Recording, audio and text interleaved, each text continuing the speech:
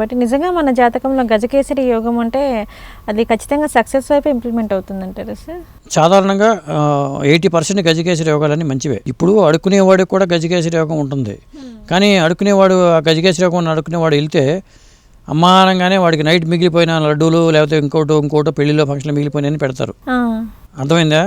అదే గజకేసరి యోగం లేనివాడు అడుక్కుంటే నన్ను తిట్టి పంపిస్తారు. ఇలా కూడా జరుగుతుంది. అందుకని నేను రాసిన పుస్తకంలో ఏంటంటే ఎన్ని కాంబినేషన్లు ఉంటాయి గజకేసరి యోగంలో, ఏ కాంబినేషన్లో మొత్తం ఫలితాలు ఉంటాయి. అఖండ సామ్రాజ్య యోగం మీద అసలు అంటే ఏంటి అనుబంధంగా నేను అఖండ సామ్రాజ్య యోగాన్ని ప్రస్తావించాను. అఖండ సామ్రాజ్య యోగం అంటే ఏంటి, ఎలా ఏర్పడుతుంది, ఆ యోగం ఉన్న వాళ్ళ జాతకాలు ఏంటి, ఇవన్నీ కూడా నేను డీటెయిల్గా రాశాను ఈ బుక్ రిలీజ్ అయితే మనం దాని మీద కూలంకషంగా మన వీడియో చేద్దాం. ఇప్పుడు ఏంటంటే మనం బాలయ్య బాబు జాతకాన్ని చెప్తున్నాం కాబట్టి బాలయ్య బాబు జాతకంలో ఉన్న పంచమహాపురుష యోగాల్లో 2 అద్భుతమైన యోగాలు భద్రయోగం, హంస మహాపురుష యోగం ఈ జాతకంలో ఉండటం, గజకేసరి యోగం లాంటి యోగం ఉండటం, మొత్తం 3 యోగాలు మూడు యోగాలు ఉండే ఒక అద్భుతమైన యోగంగా చెప్పొచ్చు. ఆయన జాతకమే ఒక అద్భుతం అని చెప్పొచ్చు.